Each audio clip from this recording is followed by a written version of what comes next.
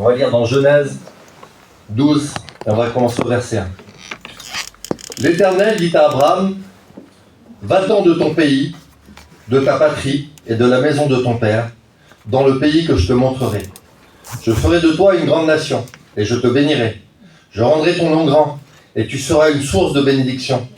Je bénirai ceux qui te béniront, et je maudirai ceux qui te maudiront. Et toutes les familles de la terre seront bénies en toi. Abraham partit, comme l'Éternel lui avait dit. Et on lit Hébreux 11.8. C'est par la foi qu'Abraham, lors de sa vocation, obéit et partit, pour un lieu qu'il devait recevoir un héritage, et qu'il partit sans savoir où il allait. Amen. C'est par la foi qu'Abraham partit. Au commencement de toute chose, Dieu vient parler à Abraham. Dieu vient se révéler à lui. Et ce Dieu vient lui parler, ce Dieu puissant, c'était pas son Dieu, Abraham, il était dans un pays où ils adoraient des dieux étrangers. Mais là, Dieu vient se révéler à lui, le grand puissant, l'éternel. Comme un jour, il est venu se révéler à nous par sa parole, il est venu nous parler. Et automatiquement, la foi s'est créée dans son cœur. Comme nous, mes frères, mes sœurs, on n'était pas des chrétiens. Beaucoup de gens ici n'ont pas grandi dans la mission, je connais beaucoup de personnes ici. Mais Dieu, un jour, est venu parler à nos cœurs, à nos vies. Et la foi s'est créée. Et la foi s'est créée, et la foi, c'est le commencement de tout, c'est la base de tout. Parce que la foi vient de ce que l'on entend, et ce que l'on entend, c'est la parole de Dieu. Donc quand Dieu vient nous parler, par la parole, ou ça peut être d'une autre façon, parce que Dieu parle tantôt d'une manière et tantôt d'une autre. Et il nous parle, et là, de ce coup, il y a quelque chose qui commence à s'allumer dans nos cœurs. Quelque chose qu'on n'avait pas avant. Et ça, c'est la foi. Et là, de ce coup, il y a quelque chose qui s'allume. Et puis il va lui dire, quitte ton pays, quitte ta patrie, va dans le pays que je te montrerai. C'est dur, comment on fait pour quitter nos coutumes, quitter nos familles, quitter notre travail, quitter les choses qu'on a. Comment c'est difficile de quitter et partir pour l'inconnu. Et je pensais, Fredo, on parlait de ça tout à l'heure. Il y a des années en arrière, on était tout petits, mais je m'en souviens moi de ça. Quand il est arrivé chez Edmond, à l'époque, la mission d'Edmond, c'était de l'évangélisation, il n'y avait presque pas de chrétiens. Cet homme-là qui n'y a pas du tout dans la mission. Puis là, la foi est venue et est venue déposer dans son cœur. Et puis là, il s'est converti, puis il a suivi Jésus, mais Fredo, tu savais où tu allais, où tu t'engageais? On ne savait pas. Alors c'est un peu, ça nous ressemble beaucoup. Va dans le pays que je te montrerai et je serai avec toi. Et c'est ce qui s'est passé pour chacun de nous. Donc on a quitté ce qui était derrière, on a quitté par la foi notre ancienne vie pour suivre le Seigneur Jésus et marcher avec lui. Alors oui, on a cru et par la foi, on suit Jésus aujourd'hui. Et tout est par la foi, mes frères, mes sœurs. Sans la foi, nous dit la Bible, il est impossible de lui être agréable. Alors aujourd'hui, on essaie de lui être agréable. Et malgré qu'on ne comprend pas tout, malgré qu'on n'a pas tout compris, toute la Bible, on ne sait pas tout où on va aller, où l'Évangile va nous amener, eh bien, on le suit quand même par la foi. Pourquoi? Parce qu'on l'aime. Et on sait qu'il est vivant et que c'est la vérité. Amen. Alors oui, il suivit Jésus par la foi. Et Abraham va avancer. Et puis il va arriver un événement, il va arriver quelque chose qui va se passer dans son cheminement. Et c'est aussi ce qui s'est passé pour chacun de nous. C'est en Genèse 17 au verset 5. Et Dieu va dire ça à Abraham. Il va dire, on ne t'appellera plus Abraham, mais ton nom sera Abraham. Et souvent de fois, j'ai lu cette histoire dans la Bible et je passais à côté. Ça ne m'interpellait pas plus que ça. Et puis dernièrement, j'ai lu et je dis, Seigneur, il a rajouté un H à son nom. Pourquoi? Pourquoi est-ce qu'il a changé son nom? Pourquoi il a remis cette lettre en plus dans son nom? Et j'ai regardé un petit peu. Dieu a ajouté la lettre H. Et en hébreu, c'est la lettre E. Et cette là, elle a une signification. Vous savez, il n'y a rien d'anodin dans la Bible.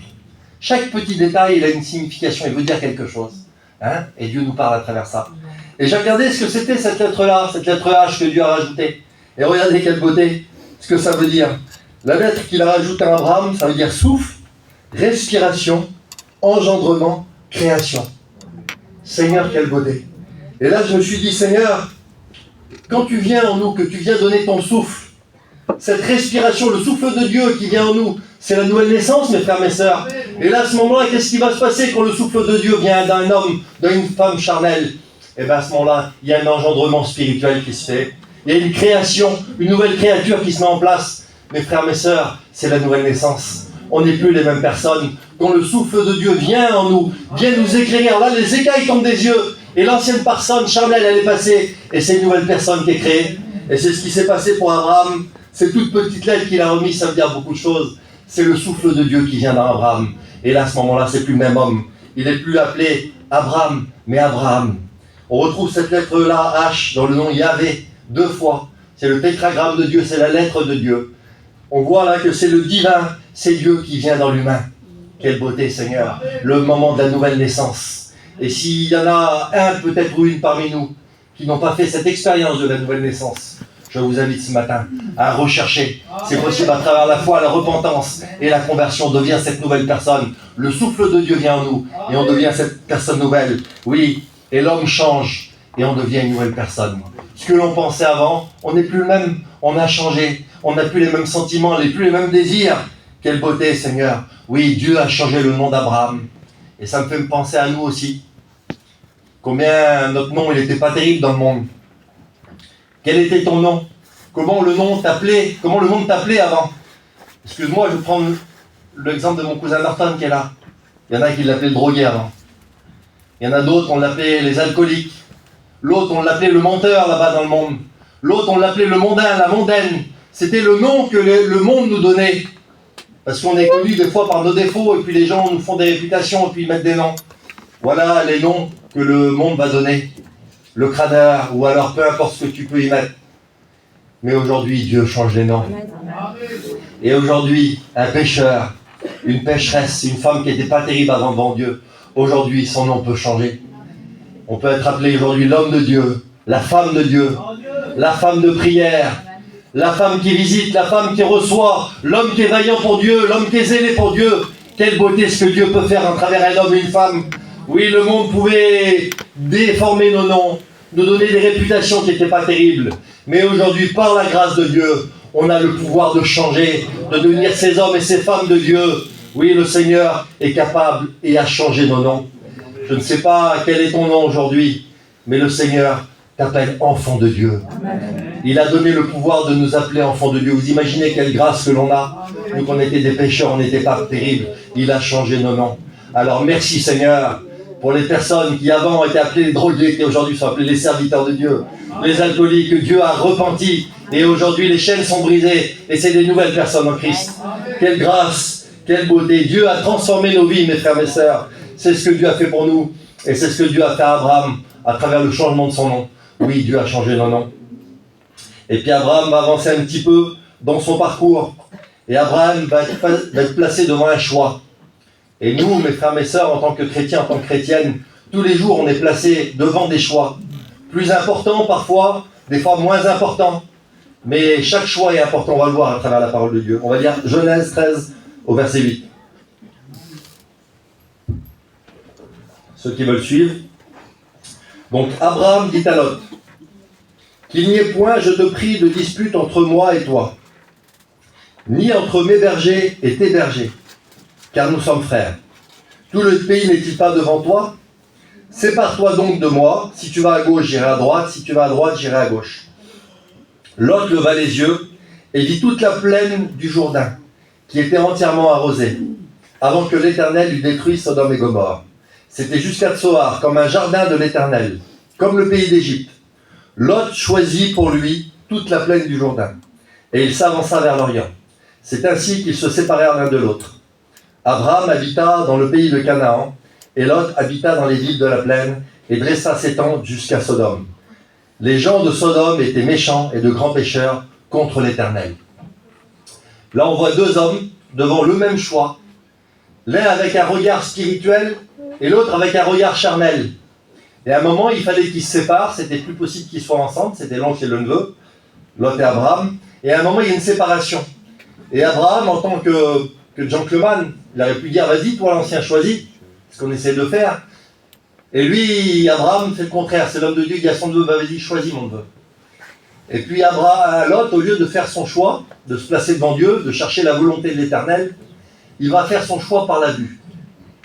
Par ce qui est beau, par ce qui brille, par ce qui lui plaît à sa chair.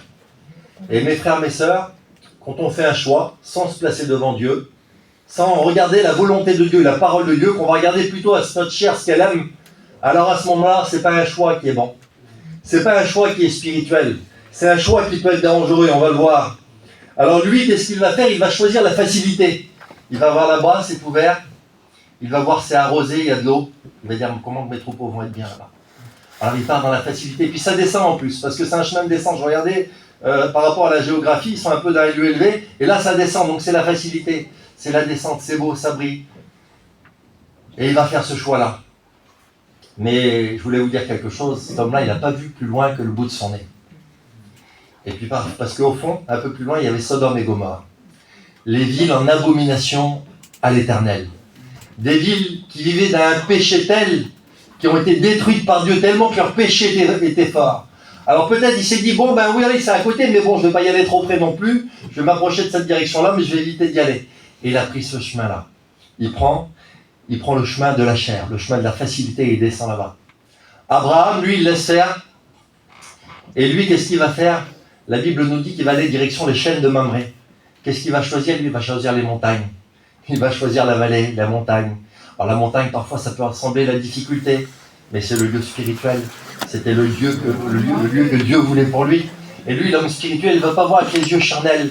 Il ne va pas aller dans la direction charnelle. Il va aller dans la direction spirituelle. Mes frères, mes sœurs, prenons des bonnes décisions devant Dieu.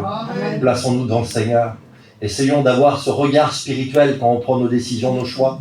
Dans des petits choix simples de tous les jours, mais aussi dans les choix parfois qui sont importants. Bientôt, il y a des directions qui vont se prendre cet été. Chacun va partir. Et sur quoi vas-tu baser ta direction? Est-ce que tu vas chercher la volonté de Dieu? Ou est-ce que tu vas chercher les vacances, faire plaisir à la famille, aux enfants? À quoi tu vas faire plaisir? Bien sûr, on doit prendre des paramètres en compte, parce qu'on ne fait pas ce que l'on veut. Mais surtout que nos choix doivent être spirituels, mes frères, mes sœurs. C'est important, on doit se placer devant Dieu. Alors oui, faisons attention à nos choix, on doit se placer devant Dieu. Et on va voir un peu plus tard, un peu plus loin dans l'histoire, à travers ces choix-là, que Abraham a fait, que Lot a fait, on va y voir qu'il va y avoir des conséquences aux choix. Parce que mes frères, mes sœurs, il y aura toujours des conséquences par rapport à nos choix. Au bon choix, il y aura des bonnes conséquences de bénédiction. Mais des mauvais choix, des fois. Malgré qu'à la base, ça semble pas vilain, vous savez, c'est beau ce qu'il choisit Lot. Il voit quelque chose de magnifique aux yeux. Mais il n'a pas vu plus loin que le bout de son nez. Et plus tard, il va en souffrir, et on va le voir plus tard dans l'histoire. Donc, faisons toujours ce choix spirituel et plaçons-nous devant Dieu. Amen. Vous êtes d'accord avec moi, Église? Que Dieu vous bénisse. On va voir un petit peu plus loin. Comme nous, Abraham, il a ses combats, il a ses choix, et il a aussi ses tentations. Abraham aussi, il a eu des tentations. C'est le père de la foi, pourtant un des plus grands hommes de la Bible. Et oui, Abraham aussi fut tenté. Vous savez, à un moment, donc Lot, à travers sa direction, il arrive bien sûr à Sodome, mais on va le voir un peu plus loin, je ne veux pas avancer le message. Et il se fait enlever, il va avoir des problèmes sur problèmes à cause de sa mauvaise direction charnelle. Et à un moment, donc, Abraham sut que son neveu avait été enlevé, et qu'est-ce qu'il fait? Il a dû aller le chercher pour le délivrer. Et il va le chercher. Et quand il va le chercher, il récupère un butin, il récupère plein de choses, et il y a le roi de Sodome qui est là. Et lui, le roi de Sodome, il veut récompenser Abraham. Et on va lire dans Genèse 14, versets 22 et 23. Abraham répondit au roi de Sodome, « Je lève la main vers l'Éternel, le Dieu très haut, maître du ciel et de la terre. Je ne prendrai rien de tout ce qui est à toi, pas même un fil, ni un cordon de soulier, afin que tu ne dises pas, j'ai enrichi Abraham, rien pour moi. » Amen. Oui, le roi de Sodome, qui est le symbole du monde, de l'ennemi, est venu aussi vers Abraham, lui. Et il voulait tenter Abraham. Il voulait lui donner ses biens, il voulait lui donner les choses du monde. Et Abraham, il est là, il lève la main vers Dieu. Quel homme de foi, Seigneur. Quelle intégrité. Quand l'ennemi vient, il se dresse devant nous et qui veut nous donner des choses, nous tenter avec des choses. Quelle attitude de cœur, Abraham. Quelle sincérité, quelle intégrité. Je ne veux rien de toi. Va-t'en de moi, je ne veux rien, pas même un fil, pas même un lacet de chaussures, il dit, je veux de toi. Je ne veux rien du monde. Quelle beauté, Seigneur. Quelle beauté, un homme, une femme intègre. Que quand les choses de péché vont se présenter, les choses du monde vont se présenter, veut dire, j'en veux pas dans mon foyer. J'en veux pas dans ma vie chrétienne, j'en veux pas de ces choses-là, j'en ai pas besoin. Mes frères, mes sœurs, on est des chrétiens, on n'est pas n'importe qui. On ne prend pas n'importe quoi, on ne fait pas n'importe quoi. Quelle importance d'avoir cette attitude, cette intégrité. Parce que je vous le dis, mes frères, mes sœurs, l'ennemi, il est rusé, il est subtil. Il ne vient pas toujours avec des cordes se présenter devant nous. Il vient souvent et toujours avec ce que l'on aime, avec ce qui nous fait défaut, avec ce qu'on est faible. C'est avec ça qu'il vient se présenter devant nous. Alors faisons attention, on doit être des hommes et des femmes avisés. Des hommes et des femmes qui se tiennent dans la prière pour connaître la volonté de Dieu. Des femmes et des hommes qui connaissent et qui aiment la parole de Dieu.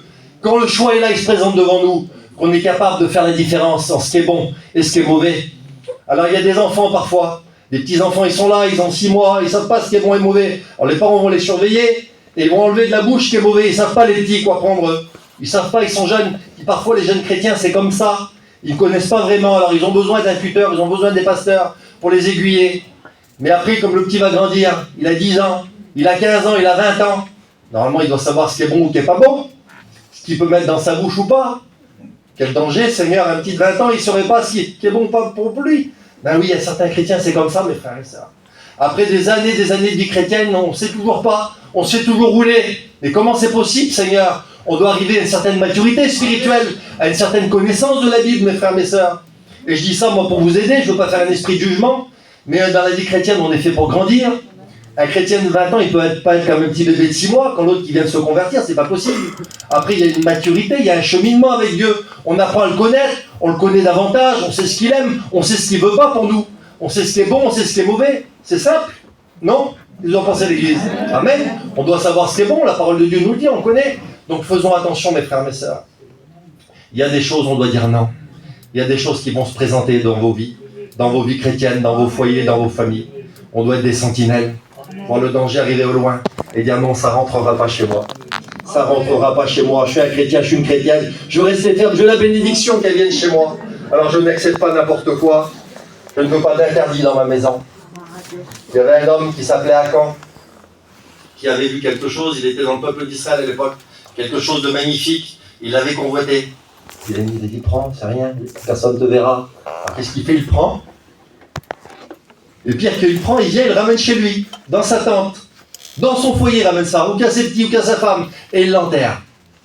C'est bon, je l'ai, personne ne me voit. Personne n'avait vu cet enterré, mais les yeux de Dieu voient tout. Des fois, le pasteur ne voit pas, mais les chrétiens ne voient pas, mais les yeux de Dieu voient tout.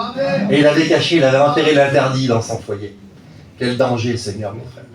Et alors, d'un seul coup, qu'est-ce qui se passe? Ils vont aller au combat, mais perdent la bataille. Pourtant, il y avait Dieu avec eux. Seigneur, qu'est-ce qui se passe? Pourquoi qu'on perd le combat? Ben oui, mais Dieu révèle les choses, des fois. Parce que tout ce qui est caché, un jour viendra à la lumière. Et Dieu révèle les choses. Parce que ses yeux sont des flammes de feu. Et là, il révèle au peuple ce qui s'est passé. Il y a un homme, il a enfoui. Et là, c'était Akan. Il dit, qu'est-ce que tu as fait, Akan? Il lui demande, Josué, qu'est-ce que tu as fait? Il dit, oui, c'est vrai, j'ai caché le manteau de Shinéar, j'ai vu de l'or, de l'argent, ça m'a plu. Et je l'ai caché, c'est des choses dévouées par interdit. L'Éternel avait dit non, mais lui avait dit oui, il avait enterré ça chez lui. Il avait ramené ça dans son foyer. Et il a amené une grande malédiction sur son foyer. Exemple d'Ananias et Saphira. Ananias et Saphira, en plein réveil, en plein acte des apôtres. Ils sont en plein dans les actes des apôtres, ils voient les bénédictions, les miracles. Tout l'œuvre de Dieu se passait, il se passait des miracles extraordinaires. Le Saint-Esprit, il agissait d'une puissance à cette époque-là extraordinaire. Ils étaient en plein milieu. Les gens, ils vendaient leur maison pour donner aux pauvres. C'était magnifique, c'était l'église primitive qui se construisait. Et puis, eux, ils disent, ben, nous aussi, on veut faire pareil, nous aussi, on fait partie. Allez, nous aussi, on vend, on fait tout. Puis au fond, ils étaient un petit peu tordus, l'homme et la femme. Alors, ils ont dit, ça va, on va garder les affaires pour nous. De toute façon, ils ne sauront pas quand même. On pense que Dieu ne voit pas, on pense que Dieu ne sait pas. Et on prend en touche, on fait des choses qu'il ne faut pas, mais comme je vous dis, il y a toujours des conséquences à nos choix, mes frères et sœurs. Prenons les bons choix. Alors à ce moment-là, donc, il vient, il prend, et puis ils viennent, et puis ils vont leur dire, tiens, voilà. Mais personne ne leur avait rien demandé, Pierre ne leur avait pas demandé, eux, de faire ça. Mais ils ont menti à l'esprit. Alors il avait une femme quand même, qui s'appelait Saphira, une belle pierre précieuse, ça doit être une femme bien, cette femme-là, elle reflétait quelque chose de bien. Elle aurait pu dire, mais t'es fou, Ananias, qu'est-ce que tu fais?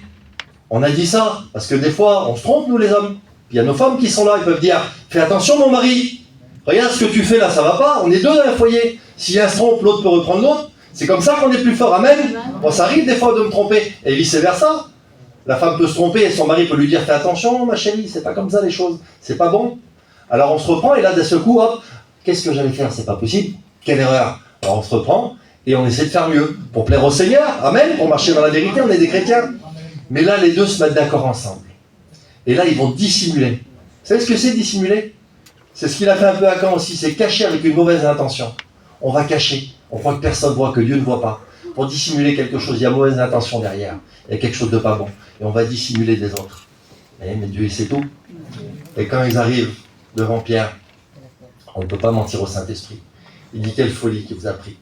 Tu as menti au Saint-Esprit, Ananias. Et Saphira aussi, elle derrière. Elle a convenu avec, ils ont comploté ensemble.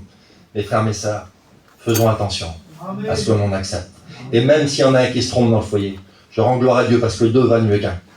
On ne peut pas tout accepter. on est des chrétiens. Amen, vous êtes d'accord? Alors faisons attention, mes frères et mes sœurs, ce qui rentre dans notre maison. Hein, que l'interdit ne rentre pas au milieu de nous, c'est important. C'est important que Dieu soit glorifié. Donc oui, pas d'interdit. Hein, on dit comme Abraham. Abraham, il a dit rien de toi, pas même un fil, ni un cordon de soulier. Le monde est subtil, je vous dis, l'ennemi est subtil. Faisons attention. Amen. Gloire à Dieu, que Dieu soit béni. Au verset 18, par contre, il va accepter quelque chose. Il n'a rien voulu du roi de Sodome, mais il vient Melchisédek, un type de Jésus, roi et sacrificateur, un des premiers. On ne sait pas beaucoup sur ce personnage, mais on sait que c'est un type de Christ. Et vous savez quoi il vient, lui? Il vient avec des choses toutes simples. Il vient donner à Abraham du pain et du vin. Amen. Quelle beauté, un petit bout de pain de Dieu. Un petit bout de pain du Seigneur, un petit bout de pain de la parole de Dieu. Alors oui, Seigneur, ce que toi tu me donnes, amen, je prends, Seigneur. Amen aux choses de Dieu. Parce que ce que Dieu veut te donner, mon frère, ma soeur, c'est bon. Ce qu'il veut te donner, c'est pour t'amener jusqu'à la vie éternelle. Alors oui, au pain de Dieu. Et non au trésor du monde, aux choses du monde. Amen. Faisons attention à ce que l'on accepte. Hein? Alors oui, au pain de Dieu, comme Melchisédek est venu donner à Abraham. Que le nom de Dieu soit béni et glorifié. Amen. On va un petit peu plus loin. On arrive à Genèse 19, verset 12-17, je vais vous le lire. Et là, on va revenir un peu au personnage de Lot et voir ce qui s'est passé dans son histoire. Les hommes dirent à Lot, donc c'est des anges qui viennent visiter, Sodome et Gomorrhe donc, va être détruit par Dieu, le péché est venu monter jusqu'au ciel. Ce qui vivait, c'était l'abomination, et le Seigneur ne pouvait plus continuer ça. Et laissez-moi vous dire qu'on vit dans un monde où le péché est une abomination extrême, et ça ne va pas demander longtemps avant que le Seigneur revienne. Et là, il envoie des anges avertir Lot. Ce sont les messagers de Dieu, les anges. Ils viennent avertir Lot ce qui va passer. Et regardez ce qu'il dit. Les hommes dirent à Lot, qui as-tu encore ici? Gendre, fils et fille, et tout ce qui t'appartient dans la ville. Fais-les sortir de ce lieu, car nous allons détruire ce lieu. Parce que le cri contre ses habitants est grand devant l'Éternel. L'Éternel nous a envoyés pour le détruire. Lot sortit et parla à ses gendres qui avaient pris ses filles. Alors regardez, vous voyez, il est parti. On va voir un petit peu plus loin. Il est parti, il a pris la direction, mais il n'a pas resté dans la plaine du Jourdain. Il est bien arrivé à Sodome et Gomorrhe, il est bien arrivé là-bas. Et le pire de ça, il est rentré dans la ville, et en plus d'être rentré dans la ville, il a marié ses filles dans la ville. Vous en rendez compte? Levez-vous, dit-il, sortez de ce lieu, car l'Éternel va détruire la ville. Mais aux yeux de ses gendres, il parut plaisanter. Dès l'aube du jour, les anges insistèrent auprès de l'homme, en disant, lève-toi, dépêche-toi vite, prends ta femme et tes deux filles qui se trouvent ici, de peur que tu ne périsses dans la ruine de la ville. Et comme il tardait, les hommes le saisirent par la main, lui et sa femme, et ses deux filles, car l'Éternel voulait l'épargner. Ils l'emmenèrent et le laissèrent hors de la ville. Alors là, les anges y viennent, ça peut paraître les serviteurs de Dieu aujourd'hui, qui prêchent dans ce monde corrompu là. Le Seigneur revient bientôt, et ils sont là et ils prêchent, et puis ils viennent d'avertir Lot. Et Lot, lui, qu'est-ce qu'il veut faire à ce moment-là? Il comprend, lui, parce que c'est quand même, il est inspiré par Dieu, c'est quand même, il connaît Dieu, cet homme-là. Malgré qu'il a fait des mauvais choix, malgré qu'il est rendu dans la ville du péché, il est rendu à Sodome et Gomorrhe, vous vous rendez compte où c'est qu'il est rendu? Quelqu'un qui est de Dieu, c'est comme si un chrétien aujourd'hui serait rendu dans Sodome et Gomorrhe, vous imaginez? C'est grave, mes frères, mes sœurs. C'est pas l'endroit pour un chrétien, tu es en danger, et c'est ce que les anges viennent dire. Va-t'en vite, tu es en danger ici, c'est pas un lieu pour toi, ça va être détruit. Mes frères, mes sœurs, on est dans le monde, mais on n'en fait plus partie. Faisons attention. Réfléchissons, où est notre position aujourd'hui? Où est-ce qu'on est dans les hauteurs, dans les chaînes de Mamré? Où est-ce qu'on est encore dans Sodome et Gomorrhe? C'est pas un lieu pour un chrétien, c'est un lieu dangereux, mes frères, mes sœurs. Parce que, regardez, il y a le danger pour lui, mais aussi, à travers son mauvais choix, il a amené ses enfants aux portes de Sodome, il est rentré dans Sodome, il a marié ses enfants dans Sodome. Et les conséquences, vous savez qu'est-ce que c'est? Lui va être, bien sûr, il va être sauvé, arraché du feu. On voit les anges qui le tirent par la main, ils l'arrachent. Symbole des chrétiens qui passeront par le feu, sont sauvés comme par le feu. Mais et on voit qu'il va perdre des personnes. Ses gendres et ses filles, celles qui étaient mariées, il a encore 2 jeunes filles chez lui, mais il a 2 filles mariées, et il ne peut pas les sauver. Mais il va leur dire, vite, la destruction arrive, sortez de là. Qu'est-ce qu'ils vont faire? Ils vont rigoler de lui. Ils vont se foutre de sa gueule, lui prendre pour un rigolo. Excusez-moi le mot, il parut plaisanter, c'est un rigolo. Il nous dit qu'il va être détruit, ça fait des années qu'il est avec nous, il est là, il est dans le monde, il a Sodome et Gomorrhe avec nous, il profite de tout, il fait tout comme nous, et à la fin il nous dit qu'il faut être sauvé. Que Dieu nous garde, Seigneur, regardez notre témoignage. Que Dieu nous garde, Seigneur. Ah, que Dieu soit béni, Jésus. Que quand on dise à nos familles que le Seigneur revient, de venir à la réunion, qu'ils ne rigolent pas de nous. Si tu as une vie, le petit mot que tu diras, ça va porter. Tu auras le privilège de témoigner de Jésus à ta famille, leur montrer le chemin du ciel. Mais si tu vis comme eux dans Sodome, mon frère, ma soeur, si tu es comme eux, que tu pars aux mêmes choses que tu fais comme eux, tu vas paraître pour un rigolo quand tu vas parler. Quand tu vas témoigner, ça ne portera pas.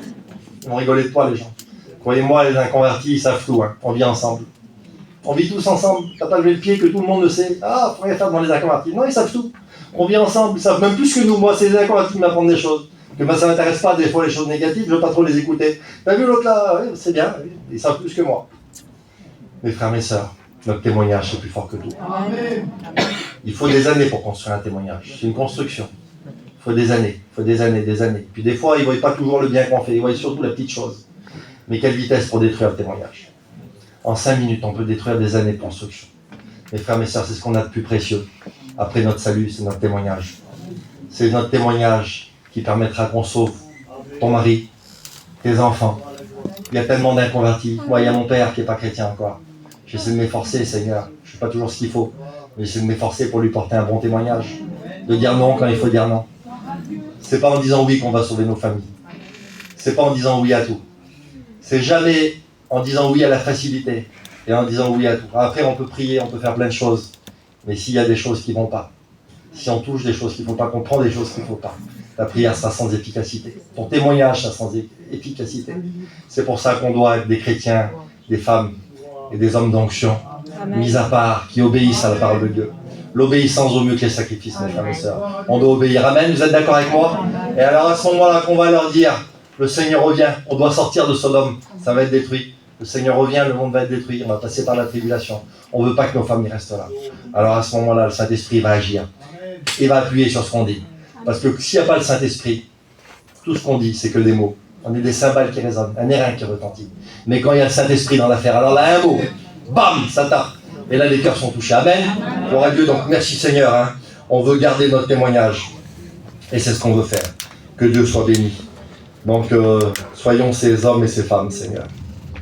Soyons ces hommes et ces femmes. Que Dieu soit glorifié. Allez, on essaie d'aller un petit peu plus loin. Le Seigneur a touché mon cœur. Je vous ai dit plein de choses qui n'étaient pas prévues, mais je sens que vraiment le Seigneur voulait parler à travers ce mot-là. On va plus loin, un peu plus loin. Hein. Abraham va continuer son petit bout de chemin. Abraham, il est en attente d'une promesse. Elle était longue, sa promesse, à se réaliser. C'était long. Comme nous, parfois, mes frères, mes sœurs, on attend une promesse de Dieu, on attend quelque chose. Abraham, il est fidèle, il fait tout ce qu'il faut, il plaît à Dieu, mais ce n'est pas encore le temps de Dieu. Et on va le voir, regardez ce qu'il dit en Genèse 21, 1, verset 2. L'Éternel se souvint de ce qu'il avait dit à Sarah. Et l'Éternel accomplit pour Sarah ce qu'il avait promis. Sarah devint en espérance, et elle enfanta un fils à Abraham. Dans sa vieillesse, écoutez bien ce mot-là, au temps fixé dont Dieu lui avait parlé. Hébreux 6,15, c'est ainsi qu'Abraham, ayant persévéré, obtint l'effet de la promesse. Amen. Dieu a honoré la foi d'Abraham. Amen. C'est un homme qui a persévéré. Persévérer, vous savez ce que ça veut dire? Ça veut dire continuer dans la difficulté. C'est dur mon frère, c'est dur ma sœur, continue. Le Seigneur, il aime la persévérance. Amen. Donc il persévère, il croit même plus pendant un moment, il faut même des erreurs, Sarah fait une erreur. Mais il croit quand même, et au temps fixé pour Dieu, c'est là que Dieu va te donner la promesse. Amen. Mon frère, ma sœur, tu attends peut-être quelque chose. Il y a un temps qui est fixé par Dieu, pour la promesse, pour toi. Et le Seigneur, ce qu'il t'a promis, il va le faire, parce que Dieu n'est pas un menteur. Il n'est pas un homme, ni un fils d'homme pour se repentir. Ce qu'il dit, c'est la vérité. Mais ça qu'il y a, c'est au temps fixé pour Dieu. Amen. Oui, donc au temps fixé. C'était impossible, vous savez, pour Sarah, cette promesse. Impossible. Impossible. C'était pas possible qu'une femme de cet âge-là puisse enfanter. Mais, par la grâce de Dieu, ce qui est impossible aux hommes est possible à Dieu. L'impossible peut devenir possible. Amen. Vous le croyez, ça, l'Église de Dieu? Ça, c'est par la foi qu'on le croit. On nous a chanté tout à l'heure la foi, et c'est par la foi qu'on croit que l'impossible devient possible en Dieu. Je ne sais pas quel est ton combat. Je ne sais pas quelle est ta difficulté. Je ne sais pas quelle est la promesse que Dieu t'a faite. Même que tu la vois impossible. Je peux te dire qu'au temps fixé, le Seigneur est capable de réaliser ta promesse. Amen. Ce qu'il faut, c'est de la patience. Et persévérer, rester fidèle. Et au temps fixé, Dieu accorde des promesses. Que Dieu soit béni. Alors oui, je ne sais pas quelle est la promesse que Dieu t'a faite. Mais Dieu t'appelle à persévérer ce matin. Et à continuer. Amen, gloire à Dieu. On va un petit peu plus loin, notre petit Abraham fait son bout de chemin. Et puis arrivé à un moment, il va passer par une épreuve. Abraham aussi. Est-ce que dans la Bible, tous les hommes de Dieu, c'était des super-héros, qui n'avaient pas de problème, que tout allait bien? Non, pas du tout. Quand je prends ma Bible et que je lis ma Bible, moi je vois que les hommes de Dieu, les femmes de Dieu ont beaucoup aussi souffert, ont passé par beaucoup de problèmes, de difficultés. Pourtant, j'ai écouté qu'en Amérique, là-bas, ils disent que quand tu es chrétien, tu n'as plus de problème. Tout va bien dans ton travail, tout va bien pour tout dans ta santé. Non, c'est pas ce qui est écrit dans ma Bible. Ça, c'est de l'évangile faussé. C'est pas vrai. C'est des galéjades, comme ils disent dans le midi là-bas. Mais la vérité, c'est qu'un chrétien, celui qui veut vivre pieusement Jésus-Christ, sera persécuté. C'est ce que me dit la parole de Dieu. Et c'est ce que je vois. Donc Abraham, à un moment de sa vie aussi, et il nous dit en Genèse 22:1, après ces choses, Dieu mit Abraham à l'épreuve. Donc Abraham aussi a eu son temps d'épreuve. Pour voir un petit peu ce que Abraham valait dans son problème, dans sa difficulté, dans son épreuve. C'est comme un test de Dieu, on dirait l'épreuve. On voit un petit peu ça. Pourquoi le juste souffre, Seigneur? Quelle complication, que c'est dur à répondre à cette question. Pourquoi on voit tant de misère? Pourquoi on voit des chrétiens vivre des choses si difficiles?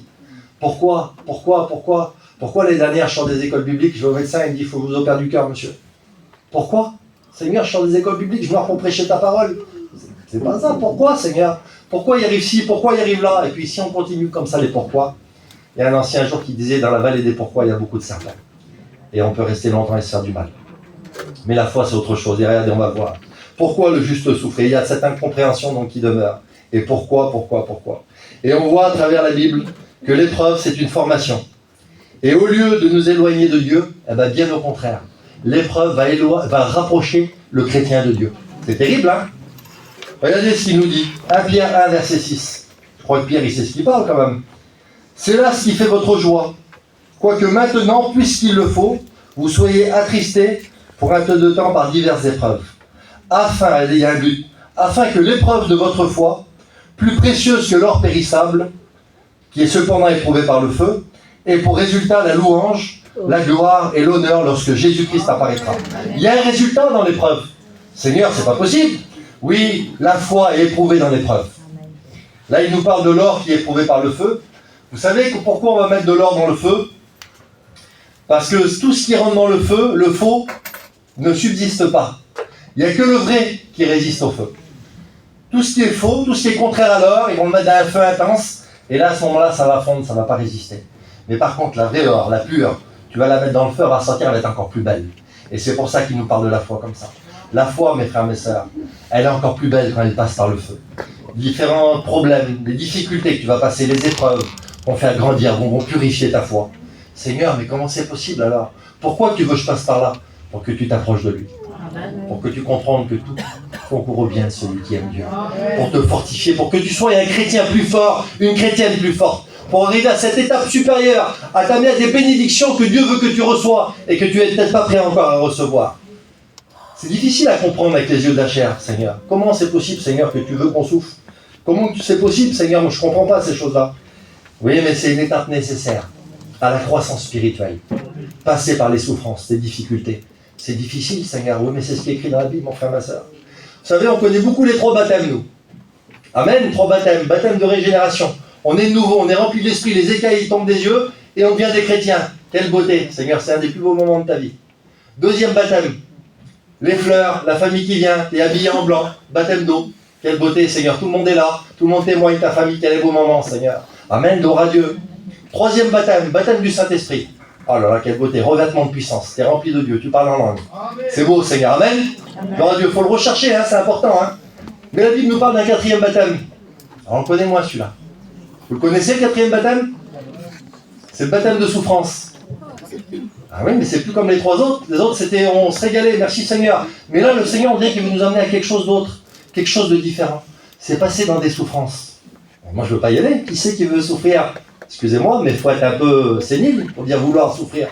Mais oui, mais le Seigneur, il veut nous purifier, il veut faire partir les choses de la chair, il veut qu'on grandisse dans la foi, il veut éprouver notre foi. Alors il nous fait passer par des difficultés. Parce que le faux ne tient pas dans l'épreuve. C'est là qu'on va voir le vrai. C'est dans l'épreuve. C'est là. Alors le Seigneur va nous faire passer dans l'épreuve. Et là, il y a le 4e baptême, le baptême de la souffrance. On est immergé dans la souffrance et les problèmes. Oui, mais je lâche pas la main de mon Dieu. Je t'aime, Seigneur, tes promesses sont vraies. Quand elle dit à conquis, je te suivrai dans les bons, dans les mauvais jours, Seigneur. L'épreuve, elle vient, je t'aime quand même. Et Seigneur, tu vas me bénir dans l'épreuve. Et je vais comprendre des choses. Et oui, il y a cette formation qu'il va faire. Comme le divin potier qui va commencer à former le vase. Il le casse des fois, ça fait mal. Mais c'est pour son bien. C'est une formation. Le Seigneur nous forme. Alors oui, le Seigneur nous forme à travers les problèmes, les difficultés. Alors, au lieu de demander des pourquoi, mes frères, mes sœurs, des fois qu'on passe dans les problèmes, faisons-lui confiance. Et dire, Seigneur, qu'est-ce que tu veux me faire comprendre à travers ça? Est-ce que tu veux que je grandisse? Regardez cette citation qu'un homme a dit un jour. J'ai bien aimé. C'est pas biblique, c'est une citation qu'un homme a dit. J'ai demandé de la force. Alors regardez, c'est dans des prières. Hein. J'ai demandé de la force. Dieu m'a donné des difficultés. J'ai demandé de la sagesse. Dieu m'a donné des problèmes à résoudre. J'ai demandé du courage. Il m'a envoyé des dangers à surmonter. J'ai demandé de l'amour. Il m'a envoyé des gens à aider. Je n'ai pas reçu de la façon que je m'attendais, et mes prières ont été exaucées. Ah oui, c'est pas une baguette magique. Seigneur, donne-moi ci, donne-moi là. Une baguette magique, ça n'est plus là, non. Le Seigneur va te former à travers la chose. Et tu veux de l'amour, il va t'envoyer quelqu'un que tu ne peux pas supporter. Va reparler à lui là-bas. Va reparler à un tel. Seigneur, je peux pas. Ah oui, mais tu veux de l'amour, c'est ça. Et puis alors, quand tu vas le faire, le Seigneur, là, il va te remplir, il va te bénir. Et là, tu auras grandi. Tu auras de l'amour. Amen. Donc voilà ce que le Seigneur veut faire. Vous savez ce qu'il dit, Ésaïe 55:8 ? Mes pensées ne sont pas vos pensées. Et vos voix ne sont pas mes voix. Il ne pense pas pareil que nous. Il ne nous forme pas de la façon que nous, on veut. C'est de la façon dont lui, il veut. Que Dieu soit béni. Dieu voit plus loin que nous, mes frères et sœurs. Nous, on voit comme ça les choses, mais lui, il voit le film dans l'intégralité. Et il sait ce qui est bon pour nous à la fin. Il sait ce qu'il veut, il veut le meilleur pour chacun de nous. Et c'est ce qu'il est en train de faire à travers la parole de Dieu. Il nous fait comprendre. Regardez un autre homme qui a souffert, Paul, 2 Corinthiens, chapitre 12, versets 8 à 10. Regardez ce qu'il va dire Paul. C'est un homme qui a souffert beaucoup, Paul, dans son ministère. 3 fois, j'ai prié le Seigneur de l'éloigner de moi. Donc il avait dit une écharpe dans la chair, quelque chose qui lui faisait du mal. Ce qu'il avait reçu de Dieu, c'était tellement grand que le Seigneur lui a mis une écharpe dans la chair pour pas qu'il attrape de l'orgueil. Et il ne supportait plus cette écharpe. On ne sait pas exactement ce que c'est, la Bible ne le dit pas. Mais il ne le supportait plus. Il dit 3 fois, j'ai prié Seigneur, Seigneur, enlève cette souffrance, Seigneur, j'en peux plus. Et regardez ce que Dieu lui répond. 2 Corinthiens 8, chapitre 12, versets 8 à 10. Ma grâce te suffit, car ma puissance s'accomplit dans la faiblesse. Je glorifierai donc bien plus volontiers de mes faiblesses, afin que la puissance de Christ repose sur moi. C'est pourquoi je me plais dans les faiblesses, les outrages, les calamités et les persécutions, les détresses, pour Christ, car quand je suis faible, c'est alors que je suis fort. Quelle folie, Seigneur, la folie de Dieu. Quand je suis en miettes, Seigneur, c'est là que je suis fort. Oui, pourquoi? Parce que tu comptes plus sur toi, tu comptes sur lui.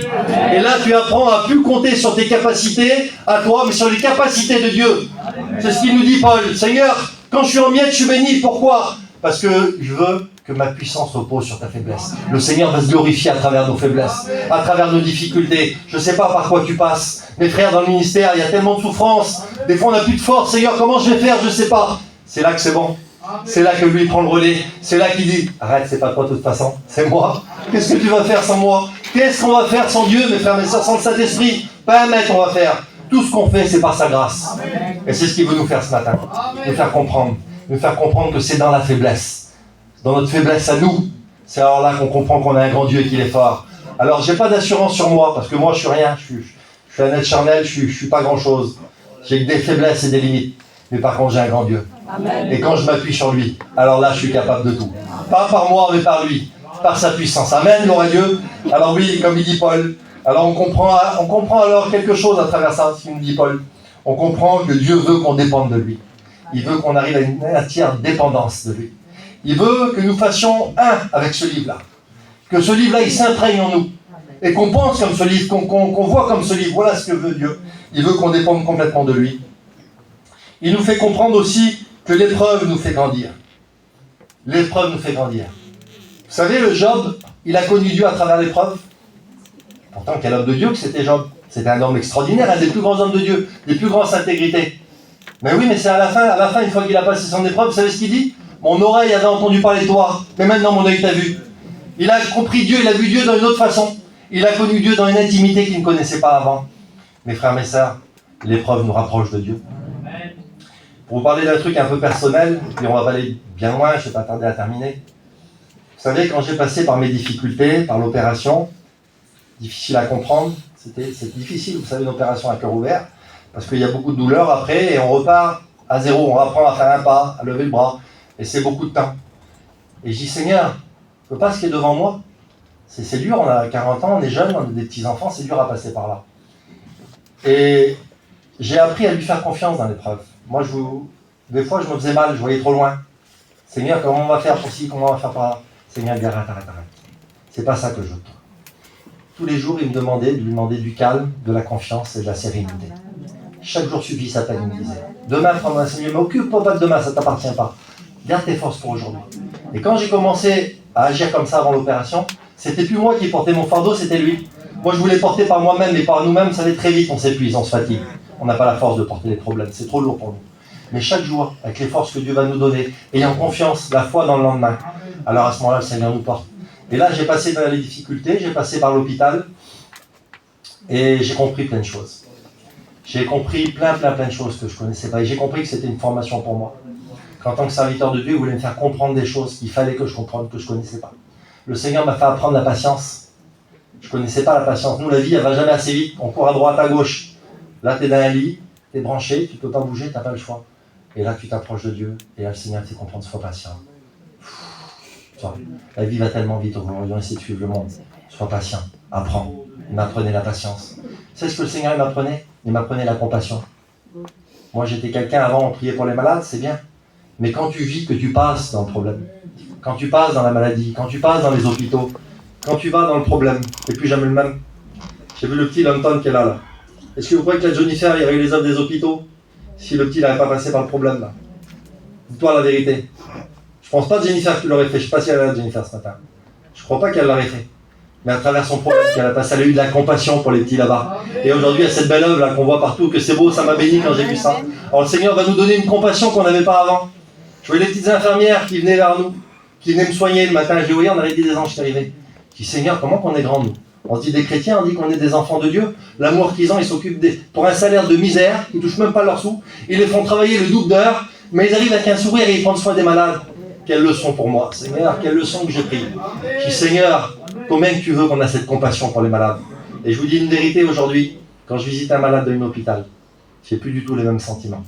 C'est plus pareil. J'ai une compassion que j'avais pas avant. Alors oui, j'ai passé par la souffrance, j'ai souffert, c'est vrai. J'ai passé par l'épreuve, c'était un temps. Puis maintenant, c'est un autre temps. Et puis aujourd'hui, je rends gloire à Dieu. Parce que le Seigneur, il a fait de moi quelqu'un d'autre. Il m'a formé. Il m'a fait quelqu'un de moi plus fort en Dieu. Que Dieu soit béni. Donc aujourd'hui, c'est difficile à dire. Hein. Et puis après, tu es capable de dire merci Seigneur pour l'épreuve. Comme Paul, il est en train de dire, je me glorifie de mes faiblesses. Quelle folie! Ben oui, mais ma faiblesse, ça m'a fait grandir en Dieu. Ça m'a fait approcher de lui. Alors on est capable de dire merci Seigneur pour les problèmes. C'est la foi. C'est impossible à l'homme charnel, mes frères, mes sœurs. Mais ça, c'est par la foi. Ça, c'est le miracle de la foi. Oui, donc tout concourt au bien de celui qui aime Dieu. Christ a souffert. Lui aussi, il a souffert. Pourquoi? Pour se charger de nos souffrances. Pour comprendre nos souffrances. Comment Jésus aurait pu comprendre nos souffrances si lui, il n'aurait pas passé par les souffrances? Il a fallu qu'il passe par les souffrances. La Bible nous dit qu'il a appris l'obéissance. Quelle beauté il a souffert pour toi et moi. Pour comprendre, pour prendre part à tes souffrances. Prendre les meurtrissures pour que nos corps soient guéris. Quelle grâce nous avons, Seigneur. Oui, et on va avoir de la compassion pour les autres. Alors, notre conclusion à ça, Hébreux 11:13. C'est dans la foi qu'ils sont tous morts, sans avoir obtenu les choses promises, mais ils les ont vus et salués de loin, reconnaissant qu'ils étaient étrangers et voyageurs sur la terre. Mes frères, mes sœurs, n'oublions pas qu'on n'est qu'un passage. La vie d'Abraham, toute belle qu'elle a été, ça a été un temps, puis après son temps était parti, et nous on a notre temps sur cette terre. Merci Seigneur, ayons une belle vie, travaillons pour Dieu, servons le Seigneur, ayons de la compassion, aidons les autres, parce que ce qu'on fera, ça ne sera pas perdu dans le Seigneur. Mais ce qu'il faut, c'est garder la foi jusqu'au bout. On a commencé dans la foi, et on veut finir dans la foi. L'important, vous savez, mes frères, mes sœurs, c'est pas le commencement. La Bible nous dit que l'important, c'est la fin. Donc peut-être même si tu as mal commencé, que tu as mal commencé ton voyage, que tu as fait des mauvais choix, que tu as fait des erreurs. On voit que les hommes de Dieu aussi les ont fait. Mais la Bible nous dit qu'il vaut mieux la fin d'une chose que son commencement. Mais ce que le Seigneur Dieu, il veut te faire comprendre aujourd'hui, c'est que tu dois avoir la foi. Tu dois t'améliorer. Tu dois faire les choix de placer devant Dieu. Et par la foi, continuer à aller jusqu'au bout dans le Seigneur. Qui veut aller jusqu'au bout dans la foi? Qui s'engage à aller jusqu'au bout, à persévérer malgré que c'est dur? Seigneur, on veut te plaire, on veut faire mieux avec toi. Alors Seigneur, on va baisser nos têtes et on va prier le Seigneur. Éternel notre Dieu, je te dis merci. Merci ce matin encore pour ta parole. Ta parole, Seigneur, qui me parle de la foi.